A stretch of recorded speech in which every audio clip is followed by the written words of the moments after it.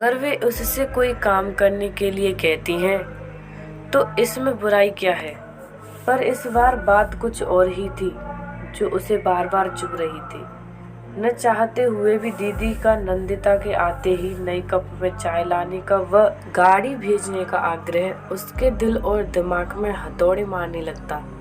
जब जब ऐसा होता वह यह सोचकर मन को समझाने का प्रयत्न करती कि हो सकता है वह सब दीदी से अनजाने में हुआ हो, उनका वह मंतव्य न हो जो वह सोच रही है। आखिर वह उनकी छोटी बहन है, वे उसके साथ भेदभाव क्यों करेंगी। सच तो यह है कि दीदी का उस पर अत्यंत ही विश्वास है, तभी तो अपनी सहायता के लिए दीदी ने उसे ही बुलाया। उनका उसके बिना कोई काम नहीं हो पाता है, चाहे वह दुल्हन की ड्रेस की पैकिंग हो या बक्से को अरेंज करना हो, चाहे मिठाई के डिब्बे रखने की व्यवस्था करनी हो और तो और विवाह के समय काम में आने वाली सारी सामग्री की जिम्मेदारी भी उसी पर थी। दिव्या भी अक्सर उससे ही आकर सलाह लेते हुए पूछती थी, मौसी इस ड्रेस के साथ कौन सी ज्वेलरी पहनूं, या ये चूड़ियां पर्स और सैंडल मैच कर रही हैं या नहीं। विवाह की लगभग आधी से अधिक शॉपिंग तो दिव्या ने उसके साथ ही जाकर की थी। वह कहती, मौसी आपका ड्रेस सेंस बहुत अच्छा है, वरना मम्मा और नंदिता मौसी को तो भारी भरकम कपड़े या हैवी ज्वेलरी ही पसंद आती हैं। अब भला मैं उनको पहनकर ऑफिस तो जा नहीं सकती, फिर लेने से क्या फायदा।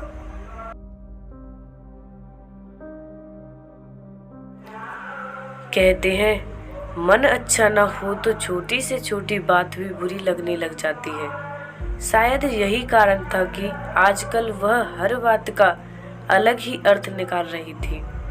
यह सच है कि दिव्या का निश्चल व्यवहार उसके दिल पर लगे घाव पर मरहम का काम कर रहा था, पर दीदी की टोका टाकी असहनीय होती जा रही थी।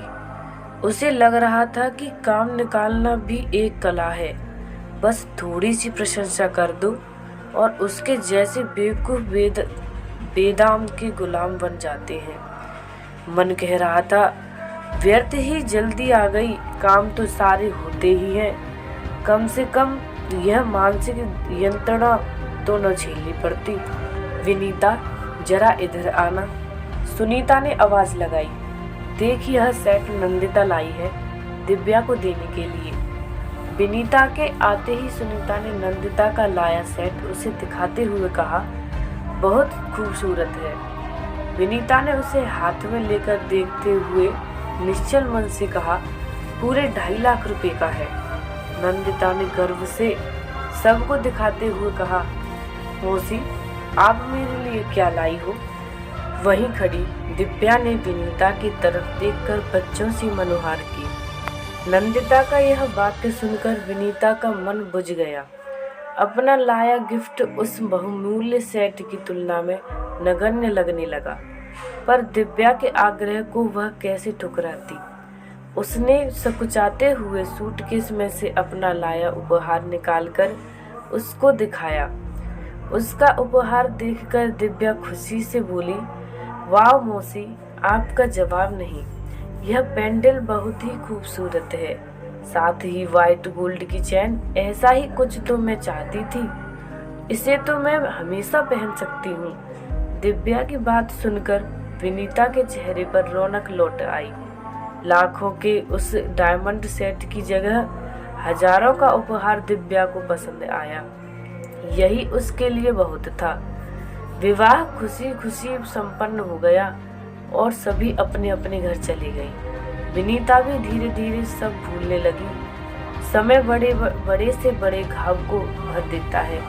वैसे भी दिव्या के विवाह के बाद मिलना भी नहीं हो पाया, न ही दीदी आई और न ही उसने प्रयत्न किया, बस फोन पर ही बातें हो जाया करती थी। समय के साथ विक्की को IIT कानपुर में दाखिला मिल गया और पूर्वा +2 में आ गई। इसके साथ ही वह मेडिकल की तैयारी कर रही थी। समय के साथ विशाल के प्रमोशन होते गए और अब वे मैनेजर बन गए हैं। एक दिन सुनीता दीदी का फोन आया कि तुम्हारे जीजाजी को वहाँ किसी प्रोजेक्ट के सिलसिले में आना है। मैं भी आ रही हूँ, बहुत दिन हो गए हैं तुम सबसे मिले हुए। दीदी पहली बार उसके घर आ रही हैं, सो पिछली सारी बातें भूलकर उत्सुकता से विनीता उनके आने का इंतजार करने के साथ तैयारियां भी करने लगी। सोने के कमरे को उनके अनुसार सेट कर लिया और दीदी की पसंद की खस्ता कचौड़ी बना ली व रसगुल्ले मंगा लिए। खाने में जीजाजी की पसंद की मलाई कोफ्ता व पनीर भुर्जी भी बना ली थी। उसने दीदी जीजाजी की खातिरदारी का पूरा इंतजाम करके रखा था, पर न जाने क्यों पूर्वा को उसका इतना उत्साह पसंद नहीं आ रहा था। जीजाजी दीदी को ड्रॉप कर यह कहते हुए चले गए, मुझे देर हो रही है विनीता, मैं निकलता हूँ, आते आते शाम हो जाएगी। तब तक तुम अपनी बहन से खूब बात कर लो, बहुत तरस रही थी ये तुमसे मिलने के लिए। शाम को आकर तुम सबसे मिलता हूँ। दीदी ने उसका घर देखकर कहा, छोटे घर को भी तूने बहुत ही अच्छे से सजा रखा है। खासकर उन्हें पूर्वा का कमरा बहुत पसंद आया। तब तक पूर्वा ने नाश्ता लगा दिया। नाश्ते के बाद पूर्वा चाय ले आई। चाय का कप मौसी को पकड़ाया। सुनीता उस कप को देखकर चौंकी। विनीता कुछ कहने के लिए मुंह खोलती, उससे पहले ही पूर्वा ने कहा, मौसी, इस कप को देखकर आपको आश्चर्य हो रहा होगा, पर दिव्या दीदी के विवाह में आपने मम्मा को ऐसे ही कप में चाय दी थी। हफ्ते भर तक वे ऐसे ही कपों में चाय पीती रही, जबकि नंदिता मौसी के आते ही आपने नया टी शर्ट निकलवा दिया था। मौसी, तब से मेरे मन में यह बात रह रह कर टीस देती रहती थी। वैसे तो टूटे कप हम फेंक दिया करते हैं, पर यह कप मैंने बहुत सहेज कर रखा था, उसे याद को जीवित रखने के लिए कि कैसे कुछ अमीर लोग अपनी करनी से लोगों को उनकी हैसियत बता देते हैं, चाहे वे उनके अपने ही क्यों न हो। आज उस अपमान के साथ अपनी बात कहने का अवसर भी मिल गया। सुनीता चुप रह गई।